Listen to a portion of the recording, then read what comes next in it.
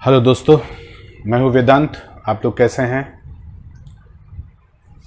आइए आज हम लोग जीएसटी के बारे में जानते हैं।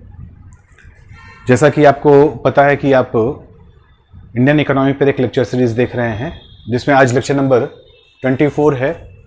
और इसके पहले हम डायरेक्ट इनडायरेक्ट टैक्सेस ना, बजट में उनकी भूमिका, इन सभी के बारे में बात कर चुके हैं। तो आज हम लोग बात जीएसटी की करेंगे और साथ ही साथ समझने की कोशिश करेंगे कि जीएसटी जो 1 जुलाई 2017 से ना संविधान के 101वें संशोधन ना 101st जो अमेंडमेंट है, कॉन्स्टिट्यूशनल अमेंडमेंट है, इसके माध्यम से जब लागू किया गया तो वस्तुतः उसके पीछे की पृष्ठभूमि क्या रही है और जीएसटी के अंतर्गत क्या विशिष्ट प्रावधान है और क्या इससे लाभ हो सकते हैं। तो आइए शुरू करते हैं। तो सबसे पहले तो यही समझ लीजिए कि जो ये संशोधन करके संविधान में जीएसटी का जो प्रोविजन है, जो उसका प्रावधान है, वो आर्टिकल 246 ए में रखा गया है। ठीक है ना। तो ये एक सीधा सा प्रश्न आपके दिमाग में उठ सकता है कि क्या जीएसटी एक कॉन्स्टिट्यूशनल टैक्स है? हाँ, उसका प्रोविजन कहां है? 246 ए में। ठीक है। दूसरी बात यहां पे ध्यान रखना है कॉन्स्टिट्यूशनल वे में ही कि पूरी जीएसटी का जो संचालन है ना, इसका जो पूरा जो ऑपरेशन है ना, इसका जो भी रेगुलेशन है ना, वो सारा का सारा नियमन और नियंत्रण वो एक जीएसटी काउंसिल करती है ना। और जीएसटी काउंसिल भी एक कॉन्स्टिट्यूशनल बॉडी है आर्टिकल 279 ए में ना, जिसमें जो भारत का वित्त मंत्री होता है वो इसका अध्यक्ष होता है और इसके साथ साथ जो इसका वित्त राज्य मंत्री है ना, केंद्र का वित्त राज्य मंत्री जो होता है वो उसका उपाध्यक्ष होता है। बाकी जितने भी स्टेट हैं, यूनियन टेरिटरीज हैं, उनसे जो उनके वित्त मंत्री हैं या फिर जो राज्य अपना जिस रूप में भी प्रतिनिधि भेजे वो उसके मेंबर होते हैं। यही जीएसटी काउंसिल फाइनली कोई निर्णय लेती है कि किस तरह से जीएसटी में हम क्या बदलाव कर सकते हैं, कैसे इसमें उसकी कमियों को पूरा कर सकते हैं या उसको और कैसे ज्यादा हम सक्षम बना सकते हैं। ठीक है। बेसिकली जीएसटी का जो मोटो रहा है वो ये रहा है, एक देश एक टैक्स। ठीक है। क्यों जरूरी है एक देश एक टैक्स? इसके लिए एक चीज ध्यान रखना है आपको, और वो एक बहुत महत्वपूर्ण शब्दावली है ना, कैश कैडिंग। कैश कैडिंग वास्तव में वो प्रक्रिया है ना, वो प्रभाव है इकोनॉमी पर जो किसी भी देश में या किसी भी अर्थव्यवस्था में जो अलग अलग टैक्स की दरें होती हैं, अलग अलग राज्यों में जो टैक्स की दरें होती हैं ना, दो तरह की चीजें हो गई ना। एक तो किसी भी चीज के को लेकर के उसकी अलग अलग दरें, और दूसरी चीज क्या है, अलग अलग राज्यों में एक ही प्रकार के टैक्सों की अलग अलग दरें। जैसे फर्ज करिए कि जो एक्साइज ड्यूटी है, उत्पाद शुल्क है ना, या बिक्री कर है, तो उसके तो अलग अलग रेट्स अलग अलग राज्यों में होंगे, है ना। उत्पाद शुल्क में भी पता चला कि अलग अलग ये पर्टिकुलर चीज उत्पादित करेंगे तो उस पर इतना टैक्स है, इतनी एक्साइज ड्यूटी है, दूसरी ये चीज अगर उत्पादित करेंगे तो उस पर इतनी एक्साइज ड्यूटी है। इस तरह की जो कर कह सकते हैं कर की भिन्नताएं होती हैं, और उसके कारण से जो लोग उसका गलत लाभ उठाते हैं, है ना, उसे कहते हैं कैश कैडिंग।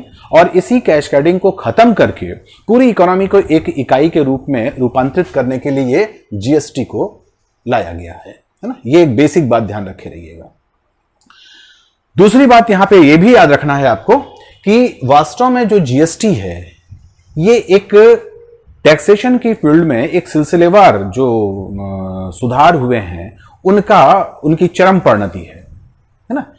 इसकी जो शुरुआत होती है वो नेशनल वैट लगाने की एक रिकमेंडेशन 1981 में एल.के. झा कमेटी ने दी थी ना। एल.के. झा कमेटी ने 1981 में नेशनल वैट लागू करने की बात कही थी, है ना, कि मूल्य वर्धित कर, है ना, वैल्यू एडेड टैक्स लागू किया जाए नेशनल लेवल पर।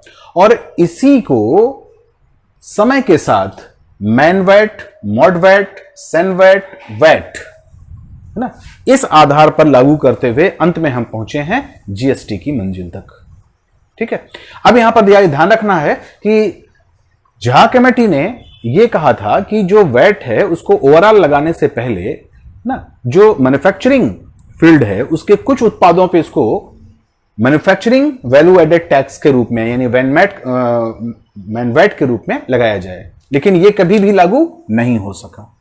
ठीक है, अब उसके बाद 1986 में इसे मॉडवैट के रूप में लागू किया गया। इसको मॉडिफाइड करके ना, मैनवैट को मॉडिफाई करके मॉडवैट के रूप में 1986 में लागू होता है। एक तरह से कह सकते हैं कि जो जीएसटी की नींव पड़ी वो मॉडवैट से पड़ी, लेकिन वो भी बहुत ही सीमित एरिया में थी। अब ये सब चीजें अप्रासंगिक हो चुकी हैं, इसलिए हम इसके डिटेल में नहीं जाते हैं। इसके बाद सन 2000 में सेनवैट लाया गया।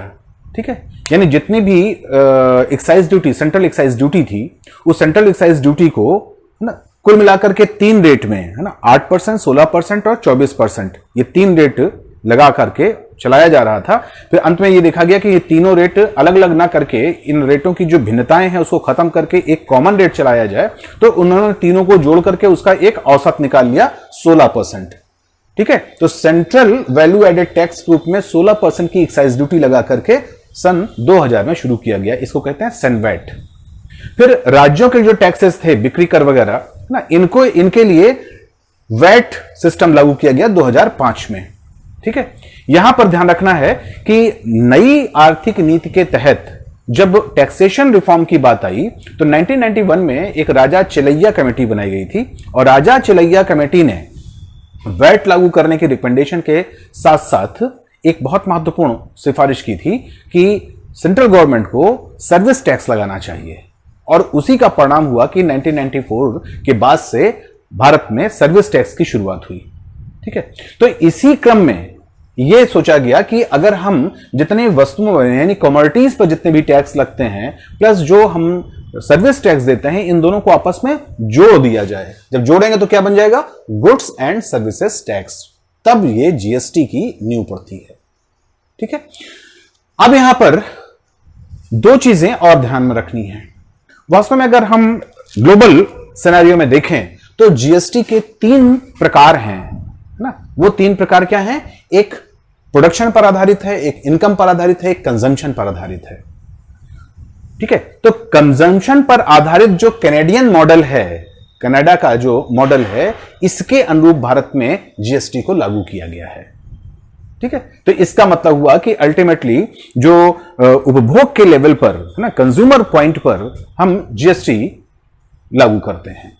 ठीक है, तो ये ध्यान रखना है। ये 2 तरह से इस पर प्रश्न किए जा सकते हैं कि वास्तव में जीएसटी का ना क्या कई फॉर्म हैं कि काइंड्स ऑफ जीएसटी क्या होता है, या फिर भारत में जो जीएसटी लागू है वो किस प्रकार का है, या फिर भारत में जो जीएसटी लागू किया गया है उसका जो मॉडल है ना, उसकी जो प्रेरणा है ना, उसका जो प्रतिमान है वो कहां से लिया गया है ना। तो इन सब के जवाब आपके पास यहां से मिल जाएंगे।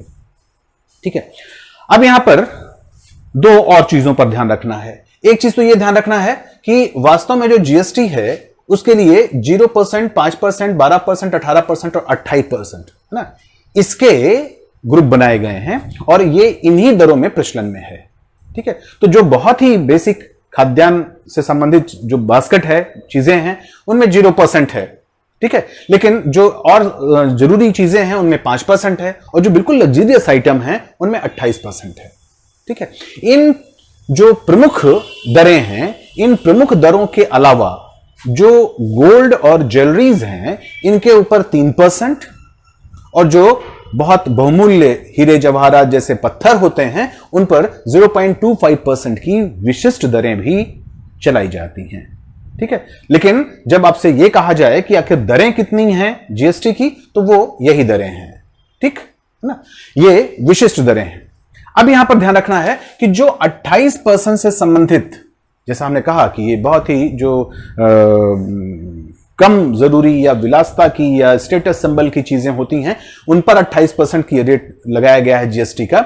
इस प्रकार की चीजों में भी जो बहुत ज्यादा, यानी जो कह सकते हैं कि बहुत ही लग्जरियस हैं, है ना, या जिनके उपभोग को सरकार चाहती नहीं है कि ये बहुत प्रमोट हो, उन्हें कहा जाता है सिन कमोडिटीज, है ना, जैसे लग्जरियस कार, पान मसाला, तंबाकू, है ना, ये सब सिन वस्तुएं हैं। इन सिन वस्तुओं में या इस प्रकार की जो सिन कमोडिटीज हैं, इनमें 28% के जीएसटी के साथ साथ है ना, अनेक सेस भी लगाए गए हैं, है ना।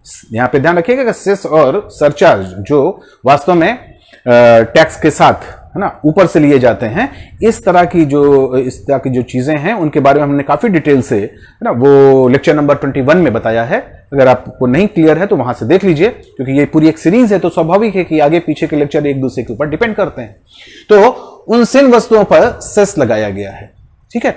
अब यहां पे याद रखना है आपको कि जो ये सेस से पैसे इकट्ठे होंगे, उस पैसे से कंपनसेशन फंड बनाया गया है, और ये जो कंपनसेशन फंड है, इसी से वास्तव में जो राज्यों को जीएसटी लगाने के बाद जो नुकसान हो रहा है टैक्सेस का, ना, उसकी भरपाई अगले 5 वर्षों तक, यानी 2017 से अगले 5 वर्षों तक वो गवर्नमेंट करेगी, है ना, सेंट्रल गवर्नमेंट करेगी, ठीक है। अब यहां पर आगे की चीजें समझने के लिए दो और इंपॉर्टेंट चीज ध्यान रखना है कि जब जीएसटी में सारे प्रकार के प्रमुख जो भी परोक्ष कर थे, चाहे वो उनका संबंध कमोडिटीज पर हो, यानी उत्पाद शुल्क हो, बिक्री कर हो, मनोरंजन कर हो, है ना, उस प्रकार के जितने भी इनडायरेक्ट टैक्सेस थे प्लस जो सर्विस टैक्स है, इसको जब आपस में मिलाया गया तो ये एक प्रश्न बन सकता है या जिज्ञासा हो सकती है कि केंद्र और राज्यों के कुल मिलाकर के कितने टैक्सेस इसमें शामिल किए गए हैं। तो ध्यान रखना है आपको, 17 टैक्सेस और 26 सेस ना, 17 टैक्सेस और 26 सेस, इन सब को मिलाकर के जीएसटी के अंतर्गत रखा गया है, ठीक है। लेकिन अभी भी जीएसटी लागू नहीं होता है कहां? एक्साइज ड्यूटी पर, सीमा शुल्क पर, है ना, स्टेट ड्यूटी पर, जो स्टेट ड्यूटी नहीं, रियल एस्टेट पर, जो जमीन जायदाद से संबंधित चीजें होती हैं, ठीक है। जो इलेक्ट्रिसिटी है, यह ध्यान रखना है, ये राज्य के लिए पैसा पाने का एक बहुत प्रमुख साधन है, ठीक है। इसी तरह से पेट्रोलियम और जो मनुष्य के पीने योग्य अल्कोहल है ना, आप सामान्य शब्दों में कह सकते हैं जो शराब है, तो शराब, पेट्रोलियम उत्पाद ना, पेट्रोलियम उत्पाद में चाहे वो डीजल हो, चाहे वो मोटर स्पिरिट हो, चाहे वो एयर फ्यूल हो, है ना, चाहे नेचुरल गैस हो, ये सभी चीजों पर ना, इलेक्ट्रिसिटी के साथ, रियल एस्टेट के साथ और एक्साइज ड्यूटी, ये सभी के सभी अभी भी जीएसटी से मुक्त हैं, ठीक है। क्योंकि इसमें खासतौर से जो अल्कोहल और पेट्रोलियम से संबंधित चीजें होती हैं या विद्युत से जुड़ी हुई चीजें हैं, विद्युत पर जो टैक्स लगता है, ये सब राज्यों के एक बहुत प्रमुख आय के साधन हैं, है ना। तो इनको अभी छोड़ा गया है, धीरे धीरे इनको जब जीएसटी काउंसिल में सहमति होगी तो इनको भी जीएसटी के अंतर्गत लाया जाएगा, इसकी मांग की जा रही है, ठीक है। तो यहां पर आपको हमने जीएसटी के बारे में बताया संक्षेप में। अब एक इंपॉर्टेंट चीज ये ध्यान रखना है कि जीएसटी में हम जो भी ये दरें हैं, इन दरों को किस तरह से लागू करते हैं। तो यहां पर ध्यान रखना है कि जीएसटी के 3 रूप हैं, एक सीजीएसटी यानी सेंट्रल जीएसटी, एस यानी स्टेट जीएसटी और इंटीग्रेटेड जीएसटी, ठीक है ना। तो इसका मतलब क्या हुआ कि जीएसटी का जितना भी दर है, जीएसटी की जितनी भी दर होती है, उसको सीजीएसटी और एसजीएसटी में आधा आधा डिवाइड कर लेते हैं। शर्त यह है कि ये जो ट्रेडिंग है ना, इसमें जो उत्पादन और व्यापार हो रहा है, बिक्री हो रही है, ये विद इन ए स्टेट हो, है ना। जैसे फर्ज करिए कि हमने 18% का कोई जीएसटी लगाया, तो 18% का जीएसटी लगा हुआ है, तो 9% सीजीएसटी के रूप में और 9% एसजीएसटी के रूप में वसूल लिया जाएगा, और केंद्र और राज्यों के खजाने में ये धनराशि चली जाएगी। लेकिन कोई चीज ऐसी है जो विद इन स्टेट उत्पादित तो बिक्री नहीं होती, बल्कि उसके उत्पादन और बिक्री का जो एरिया है वो इंटर स्टेट है, दूसरे राज्यों तक है, तब वहां पर ये सीजीएसटी और एसजीएसटी न लग करके इंटीग्रेटेड जीएसटी लगती है, और इंटीग्रेटेड जीएसटी में जो दर होगी वो पूरी की पूरी लग जाएगी। जैसे यहां पर देखा आपने, सीजीएसटी और एसजीएसटी में 9% है, तो आईजीएसटी का कितना बनेगा? आईजीएसटी का बन जाएगा 18%, ठीक है। ये 18% केंद्र वसूल करके और उसमें से जो पैसे संबंधित राज्यों के हैं उनको डिवाइड करके अपना ले लेती है। तो यहां पर आपको हमने दरें बताई, उसके तरीके बताए, उसके कॉन्स्टिट्यूशनल स्टेटस बताया और उसका हमने एक संक्षिप्त इतिहास बताया। अब हम लोग बात करते हैं जो बहुत इंपॉर्टेंट है कि आखिर जीएसटी ऑपरेट कैसे होती है ना।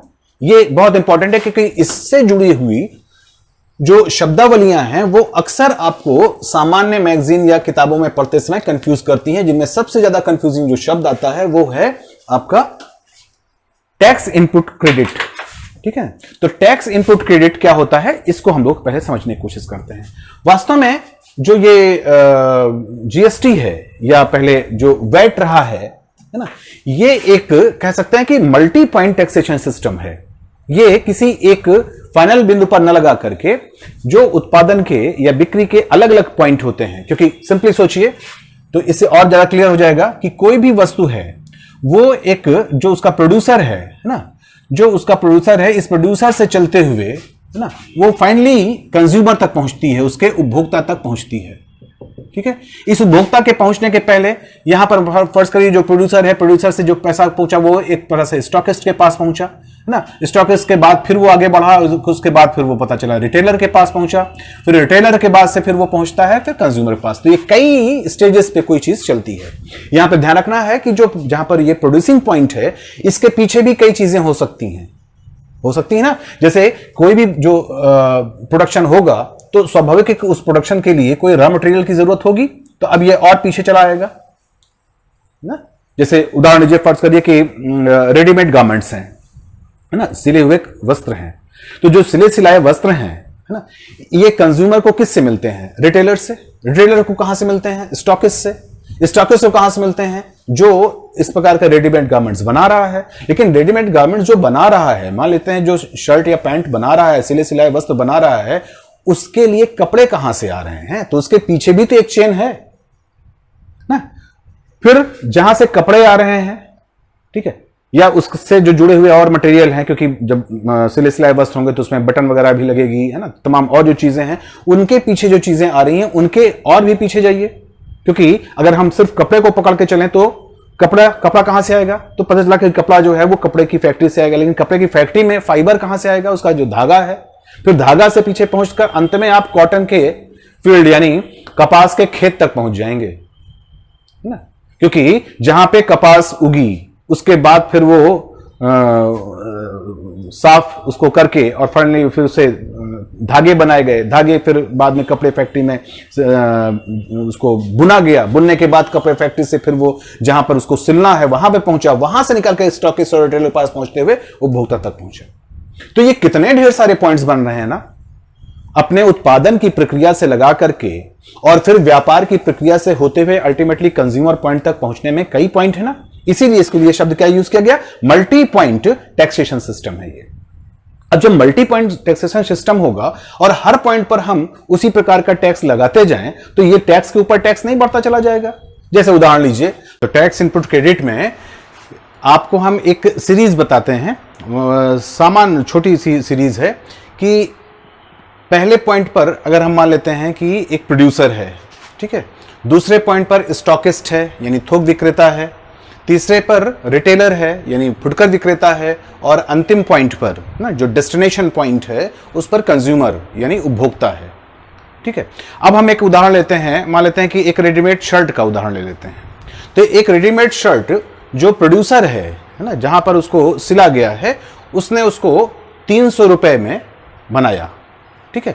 फिर स्टॉकिस्ट के पास पहुंच करके वो 500 रुपए की हो गई, रिटेलर के पास पहुंच करके 700 रुपए हो गई, और 700 रुपए में अल्टीमेटली कंज्यूमर ने खरीदा।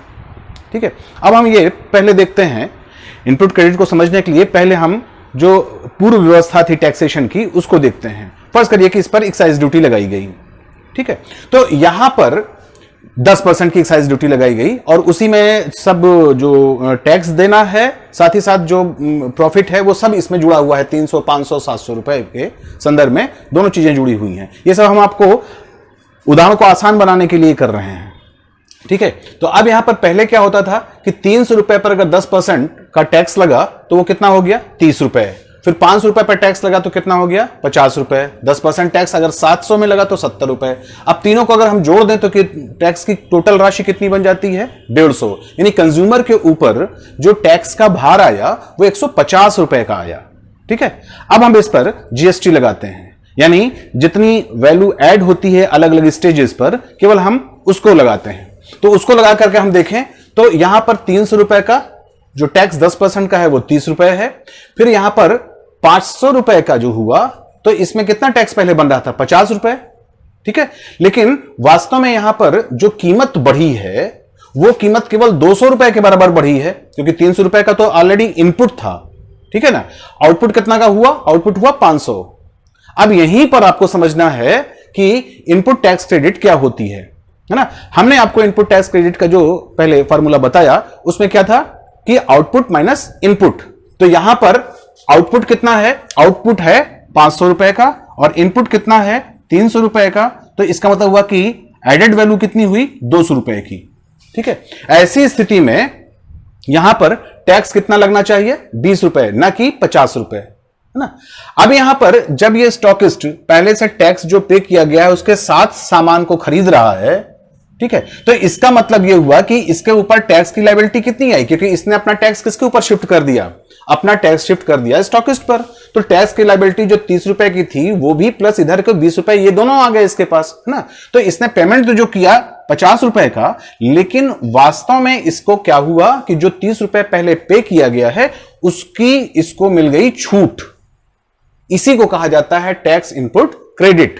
अब ये 50 रुपए में 30 रुपए कम करके यानी 50 रुपए का तो भुगतान करेगा, लेकिन वास्तव में इसको 30 रुपए की इनपुट क्रेडिट मिल गई यानी छूट मिल गई। तो इसका वास्तव में जो पैसा जाएगा वो कितना जाएगा 20 रुपए।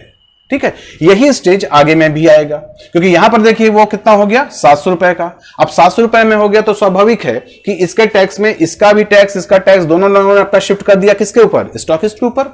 प्रोड्यूसर ने भी और थोक विक्रेता दोनों ने रिटेलर के ऊपर अपना टैक्स शिफ्ट कर दिया, लेकिन वास्तव में उसको जो टैक्स देना है वो टैक्स यहां पर उसे 70 रुपए का नहीं देना है ना, क्योंकि 70 रुपए के टैक्स में जो पहले का इनपुट है, पहले का इनपुट कितना 20 रुपए का इसका और 30 रुपए का इसका, यानी 50 रुपए इसके माइनस हो जाएंगे। 70 में जब 50 माइनस हो जाएंगे तो इसको कितना वास्तव में पेमेंट करना पड़ेगा, वास्तव में इसको पेमेंट करना पड़ेगा 20 रुपए। तो यहां पर आप जो देख रहे हैं माइनस 30 रुपए इस वाले का, और यहां पर देख रहे हैं कि 20 और 30 इन दोनों को मिलाकर के 50 रुपए का ये वाला, ये वास्तव में क्या है, ये टैक्स इनपुट क्रेडिट है, ये टैक्स इनपुट क्रेडिट है। ठीक है, इस तरह से वास्तव में जो टैक्स जाएगा वो कितना जाएगा 30 रुपए प्रोड्यूसर पॉइंट पर, स्टॉकिस्ट पॉइंट पर 20 रुपए क्योंकि उसने 200 रुपए की वैल्यू बढ़ाई, और फिर रिटेलर के पॉइंट पर भी 20 रुपए क्योंकि इसने भी 200 रुपए की वैल्यू बढ़ाई। तो फाइनली कंज्यूमर के ऊपर कितना आया लोड, उसके ऊपर ये लोड आया, उसके ऊपर ये भार आया, बर्डन आया 70 रुपए का। पहले वाले तरीके में ये बर्डन था 150 रुपए का, अब बर्डन आ रहा है 70 रुपए का, और यहां पर बर्डन इन लोगों के पास भी शिफ्ट हो गया क्योंकि इनको क्या मिल गई 30 रुपए की स्टॉकिस्ट को और 20 रुपए की ये जो रिटेलर है इसको मिल गया टैक्स इनपुट क्रेडिट। तो वास्तव में इनको 50 और 70 रुपए का भुगतान नहीं करना पड़ा, बल्कि वास्तव में इनके ऊपर भार जो आया वो 20 और 20 रुपए का आया। और फाइनली जो सारा का सारा भार है वो किसके ऊपर आ गया, कंज्यूमर के ऊपर आ गया। इसीलिए इसको डिस्टिनेटिंग जो डिस्टिनेशन है, तो उस डिस्टिनेशन के ओरिएंटेड जो टैक्स होता है जीएसटी, वो भी इसको बोला जाता है। उम्मीद है आपको इनपुट क्रेडिट समझ में आ गया होगा। इसी इनपुट क्रेडिट को tax credit, input credit, cash of, है ना, अलग अलग नामों से पुकारते हैं। यही चीज वास्तव में जीएसटी को अलग करती है बाकी टैक्सेस से, और अल्टीमेटली जो कंज्यूमर का बर्डन है वो भी कम करती है और कंपनी का कॉम्पिटिटिव पावर बढ़ाती है। अब ये सारी बात अगर समझ में आ गई है तो यहां पर थोड़ा सा एक चीज और ध्यान दीजिएगा कि इसकी सीरीज वास्तव में यहीं से नहीं शुरू होती। ये तो हमने आपको समझाने के लिए बताया था। फर्ज करिए कि यहां पर 300 रुपए की शर्ट जो बनी थी, ठीक है, तो इसके लिए कपड़े, बटन, कॉलर, तमाम तरह का जो इनपुट है, तमाम प्रकार की जो चीजें उसमें लगाई गई थी शर्ट में, वो इसके पहले से भी तो चली आ रही होंगी ना। तो ये अल्टीमेटली मामला जाकर कहां खत्म होता है, जहां वास्तविक रॉ मटेरियल मिलता है। ठीक है, वहां से ये पॉइंट स्टार्ट होता है, लेकिन समझने के लिए आपको यहां से हमने आपको समझाया था। ठीक है, अन्यथा 30 रुपए में भी इस प्रोड्यूसर को भी कुछ कैश जो इनपुट क्रेडिट है वो मिली होगी, क्योंकि यहां उसने मान लिया 100 रुपए कपड़ा खरीदा होगा तो 10 रुपए का जो भुगतान है उसको पहले वाले पॉइंट ने किया होगा, तो वास्तव में इसको 30 रुपए की जगह पर 20 रुपए ही भरना हुआ होगा। कुछ ऐसी स्थिति बन सकती है। तो पहले ही इसका ये सिलसिला चला रहा होगा, इसके एंड के पहले भी। लेकिन यहां से और यहां तक, यानी प्रोड्यूसर से कंज्यूमर तक समझते हैं तो आपको बात ज्यादा अच्छी तरह समझ में आती है। तो ये हुआ आपका जीएसटी। निश्चित रूप से आपको ये वीडियो बेहतर लगा होगा, है ना, और अगर बेहतर लगा है तो ये कहने जरूरत नहीं है कि इसको आप लाइक करिए, शेयर करिए और साथ में बने रहिए, क्योंकि बांटने से जो ज्ञान है वो बढ़ता है। Thank you for watching.